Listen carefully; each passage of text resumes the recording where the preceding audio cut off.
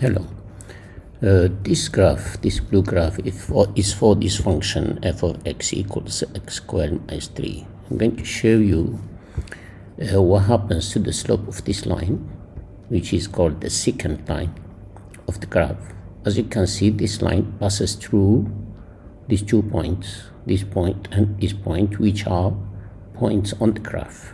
Okay, so at this position, the slope of this line is calculated here. This is the rate of change, okay? Difference between y's over difference between x's, okay? This is the formula to calculate the rate of change, which is actually delta y over delta x, change in y over change in x. And then we call this rate of change m. Here is the value of m, which is 2.14 when you calculate it for these 2 points. Okay, these 2 points have coordinates a f of a and a plus h f of a plus h. Okay, now what happens if I change the position of one of the 2 points? Let's say I change the position of this point. Okay, so as you can see, the line, the secant line changes. Okay, and the rate of change changes 1.54, still positive, as you can see.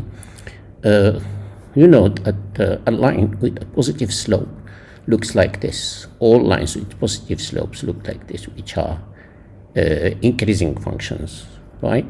So let's move this point again and watch what happens to the rate of change for this secant line, 2.16. And then if you move more, the slope or the rate of change changes. Now let's move this point somewhere here and this point somewhere here, there, over these 2 points. Look at the slope is 0, which is the slope of horizontal line. Horizontal line has a slope 0.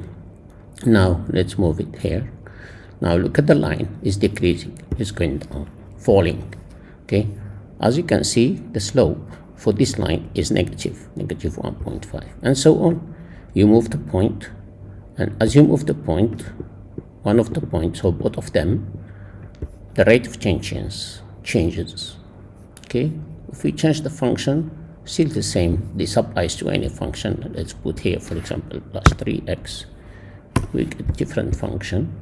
All right, these are my 2 points, and still you get your secant here, and the slope is showing that the function is decreasing. By the way, if this slope is negative, your function is decreasing. Like here, for example, in this interval, wherever you put your point, okay, the slope is always negative. As you can see, the graph is falling down, which is for in this region, the function is decreasing. If I go to the other region, all right, this one,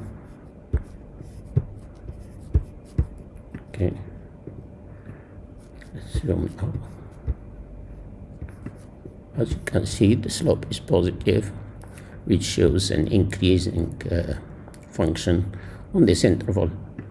On all this region, the slope is positive, which is increasing function. This is it. This is about the slope of the secant line, which is the rate of change of the function between 2 points. Thank you.